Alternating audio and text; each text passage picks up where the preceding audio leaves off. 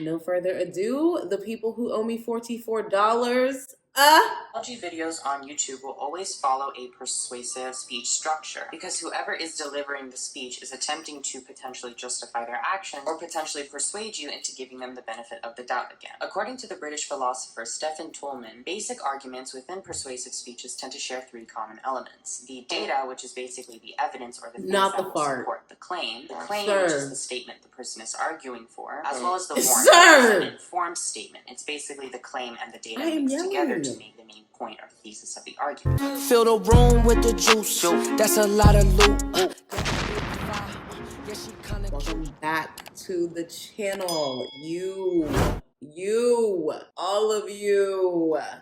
This is a very highly requested video. I honestly, guys, it's not like I was dodging reacting to this video. It's just his videos are long. I have not even seen his video. I just went to his channel, saw how long it was, and I was like, yeah, I can't react to that one. This one is 19 minutes, so I'm really not gonna say much because, again, I don't even know what I'm getting into right now. Like, I'm literally like tiptoeing in the pool. I'm not jumping because I just have no idea what I'm getting myself into. So let's go. Liam, all right, I'm ready. So let's hop in this. Oh, I have peanuts. Trying to be a little healthy today, okay? And then, of course, my digestives. And then I got some Lay's salt and vinegar, which just honestly take me right back to England every time. I'm just like, ugh, I feel like I am in England right now with the vinegar and the smells. Now, I think I'm going to try to do a natural look, but knowing me, it's going to end up not being natural. So we'll see how it goes, okay? We'll see how it goes. Let's hop up in here. No further ado, the people who owe me $44. Done. Absolutely done. So I just didn't want to hear it. So I've been using this tretinoin prescription cream. I think it's cute. It actually looks like one of my creams. Burning sensation whenever sunlight touches my face. Yes. Wait, what? Ooh. And love with this intro. Alright, hi fairies. So I don't know if you can tell, but I do be looking a little bit well lit in this video. I finally got a ring light. She has arrived. Isn't it absolutely stunning? I'm officially a beauty influencer now. Also, welcome to all the people subscribing to me. I just want to say hello and welcome. How y'all doing? So certain patterns in speech. I know a lot of people are saying they're just done with the tea and they don't want to hear anything else about it. I am done with the Did I not say that? This video isn't really going to be focused on the drama. It's more going to be focused on an analysis of certain strategies deployed in these certain videos or speeches. We're really just going to be looking at the art of persuasion and the various tactics used in these videos. And I'm hoping that you'll leave this video knowing a few more terms and terminology. You may very well need to articulate your feelings, especially in a debate. The textbook I'm going to be citing in this video is actually a free open source textbook you can find online. You can download it for free on the website publicspeakingproject.org. Let's go. Also the speech textbook I used back when I was speaking speech a few semesters ago, back when they were still offering lectures. So the structure of this video is the following. Firstly, we're going to be looking at Jeffree Star's Instagram story posted on June 19th. Then Jenna Marble's video posted on June 26th, followed by Shane Dawson's video posted on the same day. Then moving into Tati's video posted on June 30th. And then finally, Jeffree Star's video posted on July 18th. Now, while we're analyzing these things, I'm going to be doing my skincare and removing my makeup. I did a little bit of cute boy glam today. A lot of people told me they wanted just a normal kind of goofier makeup video as opposed to an analysis. Every time I post one of those, there seems to be a very low interest from my community. Aren't I always in the studio working on music that nobody buys? So that sounds like something interesting. And just keep on watching. Baby. You know what? So firstly, we're going to analyze the I wish I could edit like that. Jeffree Star on June 19th, 2020. As stated in my previous it's just like video not my generation. Apologies and such. Apology videos on YouTube will always follow a persuasive speech structure because whoever is delivering the speech is attempting to potentially justify their actions or potentially persuade you into giving them the benefit of the doubt again. According to the British philosopher Toulmin, basic arguments within persuasive speeches tend to share three common elements. The data, which is basically the evidence or the things that will support the claim. The claim, which is the statement the person is arguing for, as well as the warrant, which is an informed statement. It's basically the claim and the data mixed together to make the main point point or thesis of the argument. That's the Toulmin model of persuasion. Very good. Now, when I was watching this Instagram story, I wanted to compartmentalize everything into these three different categories. And I noticed to do this, I had to apply something called inductive reasoning. Yes, baby.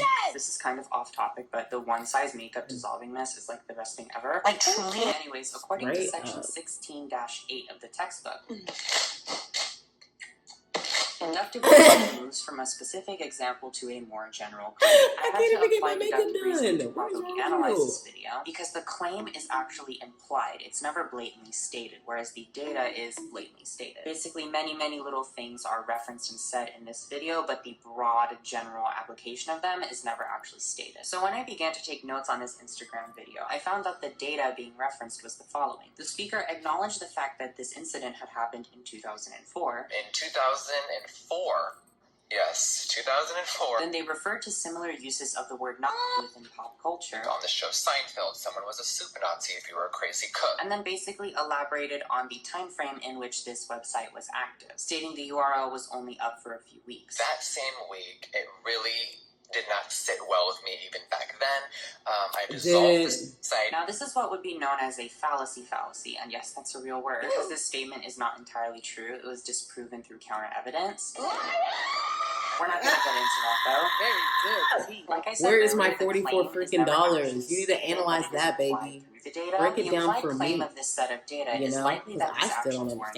understandable. Now, the warrant of this video, basically combining that claim with the data, would be that the speaker is sorry and expresses regret for these actions, but heavily implies that these actions were understandable by citing slang. Now, looking at the audience reaction to this, Let me ask the audience. we can see that it was not quite satisfactory. Well, it That's seems to me a crazy. common pattern people had in criticizing this speech was going after the warrant. The implication that these actions were understandable by citing slang. This is the thing that most people seem to take issue with. The notion that these actions were understandable due to the setting. If we were to use this logic in another situation, we could see how it actually falls apart quite quickly. Imagine you're shopping at a Target. If everyone in the store, everyone around you just starts taking shit off the shelves and runs out of the store, if you also participate in this and basically steal from the store, regardless of how many other people were doing it in that exact moment, that doesn't change the fact that you still committed theft. Right, And exactly. if caught, you shouldn't expect your punishment or sentencing to be any less severe.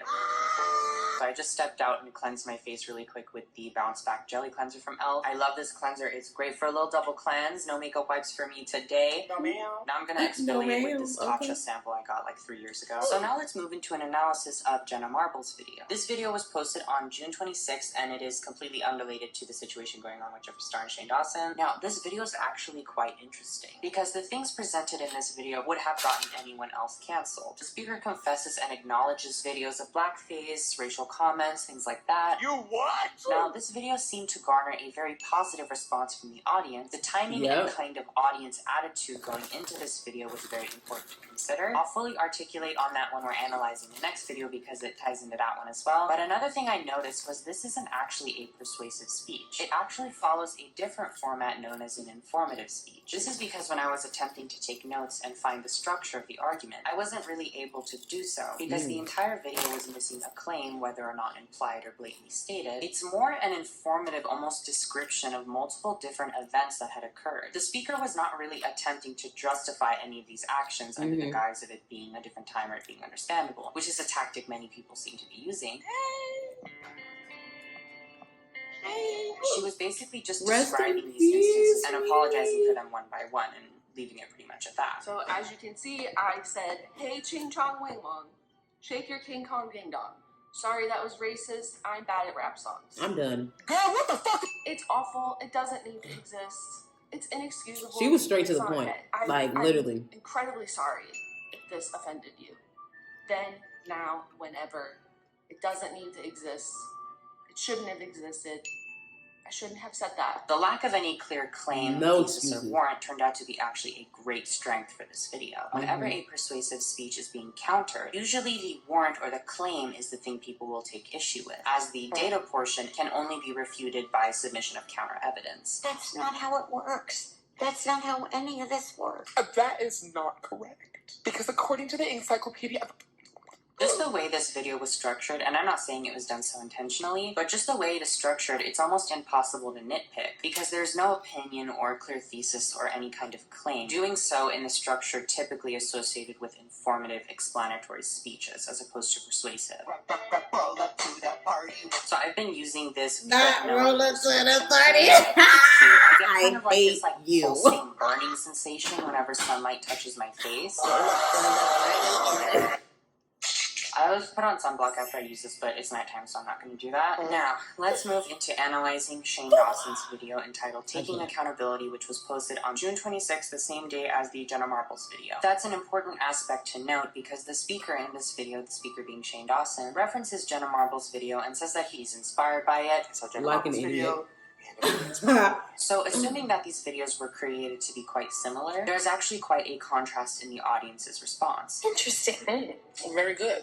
Because there's levels. I attribute this difference to a likely difference in audience type. You know, I said in the Jenna Marbles section I would elaborate on that, and I'm going to do that now. According to section 16.6 of the textbook, there are 3 different kinds of audiences. A receptive audience is one that is generally supportive or open to the point you're trying to make. Then a neutral audience is an audience that is not passionate about the topic or speaker. This audience needs to be persuaded into listening to the speaker. This can be done easily through attention-grabbing statements or hooks. Then lastly, a hostile audience is one that takes issue with the topic or the speaker. In this instance, before you can actually deliver your speech, you would need to persuade people into listening to you and taking you seriously, basically building your ethos. Now, I spoke very briefly about the 3 proofs in a previous video I did. Basically, there's ethos, logos, pathos, but ethos is your credibility. Been that bitch, still that bitch. Basically, your ethos. You know what? Your I ethos am ain't looking done. that good. This is one of a few key differences I noticed between Jenna Marbles' video and the video we're speaking about right now. When Jenna Marbles made her video, she had not previously been dragged or exposed on Twitter. Effectively, for many people, including myself, the things she was referencing in that video were actually completely new to me. So it was actually quite beneficial for word of these very serious allegations and things to come from Jenna Marbles herself, a confession as opposed to a response to an allegation. I'm bringing this up because it's important to note that going into this video, going into this situation, the fact that her ethos or credibility had not been damaged most likely means that the audience was receptive. The difference with Shane Dawson's video is as opposed to a confession, it is more a response to an allegation. Basically, he was being dragged. Drag her. Slay her. And this is important to note because it greatly damaged his ethos. This led to a hostile audience situation, and instead of convincing people and citing logical reasons to basically build his ethos back up again, he directly went into the speech he wanted to give and went into the points. Another key difference between these 2 videos was the use of something known as a dissociative speech tactic. A dissociative speech tactic is a method of coercion that uses certain language to attempt to sever the link between 2 or more connected things. I shouldn't have said that. Ever. Very good. That person was filled with sadness. I hate to say it. I hope I don't sound ridiculous. I don't know who this man is. I mean, he could be walking down the street. Throughout the video, language such as that person, as well as the third-person pronouns, are used when referring to the speaker's past self. Sucking dick and cock. You guys are gonna love this You one. know I'm what? roasting my face with this Norwegian calendula flower. I feel so bougie. And then I ordered this on AliExpress. This is like an ultrasonic face spatula.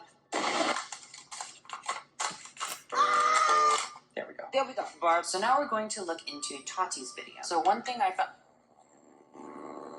What the heck is that? What the fuck is going on?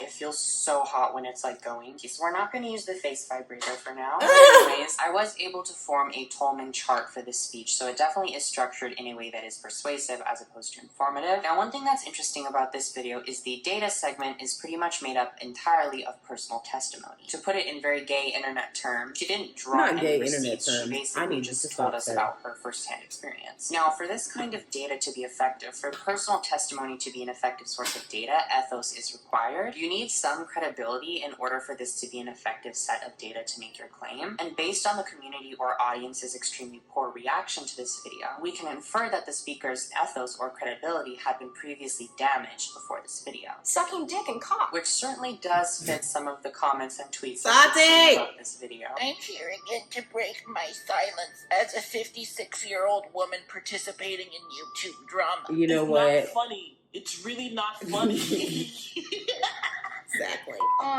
Child. Anyway. But yes, so the data presented in this video is primarily made of personal testimony. The claim is that the speaker was manipulated into doing certain things, and the warrant of the video, basically the combination of the data and the claim presented in this video, would be that according to personal testimony, the speaker was manipulated and not entirely responsible. Now, as I just stated, there is a huge problem with the credibility, the ethos of the personal testimonies provided, and as litigative as I may sound right now, the internet isn't always a litigative place. Personal testimony is not always admissible in some cases, and this very well, my hunch is that this very well may be that situation. We can say that her word effectively wasn't enough to fully support the claim or the warrant, so it was very easy to put multiple holes in this argument. My opinion, not about any of this drama, but what I think would have made this video much better will be a little hint of logos. Just a little sprinkle. Where's the flavor in it? That would definitely be necessary in this situation to enrich the data segment of this speech, thus strengthening the claim and the warrant, because it's very easy to poke holes in this style. A lot of crying. I'm gonna go for now. It's disgusting. It's awful. Alright, so last but not least, we're going to be looking at Jeffree Star's video posted on July 18th entitled Doing What's Right. Why do I have to laugh every time you freaking Let me put farts? my glasses on for this one too.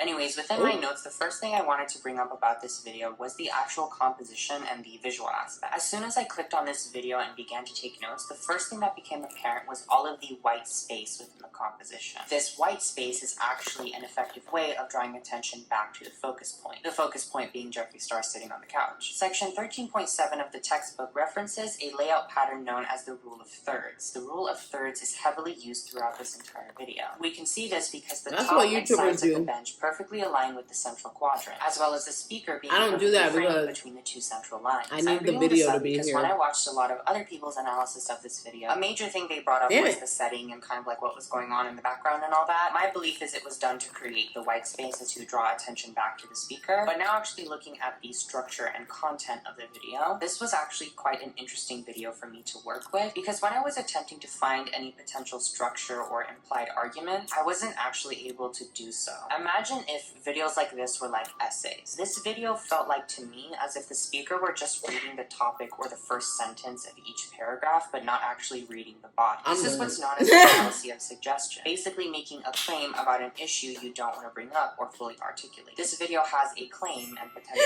warrant, it's just completely lacking any data. Basically, the speaker makes a lot of bold claims but doesn't want to elaborate on it, not even referring to the topic in detail, in fact, merely referring to it as the situation in air quotes. The situation. The situation. The situation. The situation. That's the You know what? Not the situation. How you gonna do Mike like that? Actually go into. The speaker jumps around to many different topics, but doing so without actually providing supportive material to the previous claim. And even though this was more of a statement video, somehow the speaker did manage to employ multiple different fallacies without actually making a claim. Constant lowering the bar for us all. So the first fallacy I want to bring up is known as the ad populum. Some refer to this as an appeal to popularity. This was employed when the speaker references Breonna Taylor. Breonna Taylor I still can't. has no justice. I just can't. Racism is bad. And he's still not talking about it.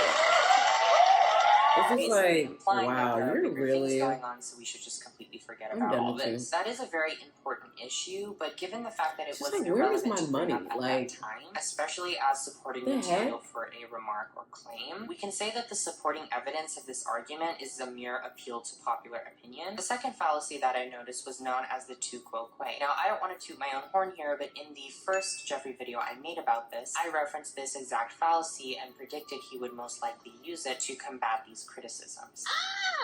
Ooh. Okay. Ooh. I feel like I earned a degree. Imagine how surprised we are of it. Nothing new, nothing changed, same old shit. Same old fucking shit. Basically, the tu quo que fallacy is reflecting the criticism back onto the criticizer or the audience or the opposition. An example of this would be to say something like, oh, I may have a drinking problem, but you smoke too much. You can see why this is a fallacy because it's not actually useful in like, shut up. Potentially reaching a solution. The tu quo que fallacy was used in certain remarks, such as we all need to take accountability for our actions. We have to all take accountability for our own actions and no one else's. I have to $44, sir. Ridiculous. Third person pronoun as well as saying we. We. Given that the topic of this statement was the speaker's own independent actions, it would be a little bit irrelevant to bring up other people's accountability. Another reason people took issue with this speech is the potential use of coercive tactics. According to section 1610 of the textbook, y'all are probably tired of hearing me say that. Coercion is the process of altering thoughts and behaviors in deceptive and harmful ways, as opposed to logical and factual ways within persuasion. An example of this would be pretending to be hurt so someone does something for you. As opposed to merely talking to them and convincing them to do something for you, you merely pretend to be hurt in order to exploit their empathy and take advantage of that emotional response. And I was in a very dark place. It started to get really dark in my head. That person was filled with sadness, filled with anger about their own The music. issues. I can't even concentrate. Could you imagine? Biggest thing people seem to suspect coercion from was the use of Black Lives Matter and Breonna Taylor within this video. It would be suggestive of emotional and ethical coercion. Basically, the speaker is implying that just because there are bigger issues, we should ignore his. Right. Imagine if a burglar You was know, arrested on the same that's day that as a stuff right murderer, there that and in the just cop car or in the county jail or at the police annoys station the or whatever, crap out of me. the burglar said, "Oh, you guys captured a murderer today. You have bigger things to worry about, so you should just release me." You can see that when you begin to deconstruct Jeez, this I would logic not and want apply you it to hypothetical, analyzing the my fallacies really apology. begin to jump out. Okay. Alright, but that's about it for this video. I really Like, hope you guys dang. learned something, and I hope Go that ahead, you baby. can find your own unique way to apply these things to your everyday life. So if you're arguing with a bitch, Absolutely. just tell her, that's a two-quote fallacy. Like, that was deep. But It anyways, made me I think hope about you my enjoyed it, and pores. I I will see you really next need one. to get a face one. I'm gonna go for now. I like you, and I love the way you freaking style your freaking videos. You're amazing. I must like and subscribe right freaking now. What the heck? And this freaking description, you know what? I'm done. Liam! Oh, wow. What a character. I feel like he's a unicorn upon us regular, normal mortals. Jeez. Interesting. Guys, I really enjoyed that. That was very, very deep. Actually, very, different from what I was expecting it was going to be honest with you. To the point where I don't even know what I'm doing with my face right now. I really don't even know what's going on. I'm just painting stuff and doing a terrible job. And oh my, I don't even know what I'm doing. I just know that I was gonna go natural, and then I guess now I'm just doing a full face. But anyways, I want somebody to explain to me why Jeffree Star has still not given me my $44. I just cannot. Wowzers. I really need to do that video too. That is coming very soon. I definitely have to react to more of his videos because I thoroughly enjoyed that. And I liked how he broke it down and really just gave us a scope, you know what I mean? But then also was super funny. It was kind of to the point where it was so funny I couldn't even pay attention. It was just so you know, that's subtle, you know, and it's subtly funny, and then you laugh, and then you just miss a whole bunch because you were just laughing. It reminded me of that. Oh my god, I love it, absolutely. Jeffree freaking Star. I can't. I'm actually surprised about what he said about Jenna Marbles too, because Jenna Marbles, I just was ooh, let's see what he says, you know, in my head, I wonder if he's gonna be you know, forget her, she's trash type thing. But he really broke down exactly what it was. Meaning when I watched it, and I do have the reaction, so I'll put it up here. It was I didn't know what to say. I remember even editing it and being dang, I'm not really saying much other than telling you guys my experience with Jenna Marbles and how I feel about her apology. But when it came to breaking her apology down, there really wasn't much I could do, which is what he said right here. But he just came with the definition. So I am a fan. Thank you guys so much for bombarding me about this video because I thoroughly enjoyed it. If there's any more that he does that are less than 20 minutes, let me know. If anything's longer than it just has to be a fire video, a fire video, because it will take me so long to get that entire thing on to my computer. It just really will. I really need to get better with my skin because I can see that my skin is not nice right now. It probably looks good on camera, But I see my pores. I see them. And honey, they need to go away. They need to go away. They're making me feel very old. They're looking very clogged. Jeez. You know what's interesting? He took his makeup off in the video, and I'm putting my makeup on in the video. What kind of mess? Anyways, guys, I will see you guys in the next reaction. I'm going to go ahead and get this up because I know I have been talking and rambling all the way through this 19-minute video. If you like this, definitely let me know down in the comment section below. And if you're new here and you make it all the way, you made it all the way to the end, please don't forget to like and subscribe. You know, help a girl out. Like and subscribe because you will thoroughly like the other videos, okay? All right. I'm going to go do whatever. Finish this up. And I will see y'all later. Percocet. I wonder what the new outro song is going to be. I think I'm going to change it like every six months or something. Or every year. I don't know. Y'all should give me some ideas. Because really, I'm just going to be, just in case. I'm going to be picking that old stuff. Like, let me stop. Anyways. Bye. Yo. Percocet. Miley Percocet.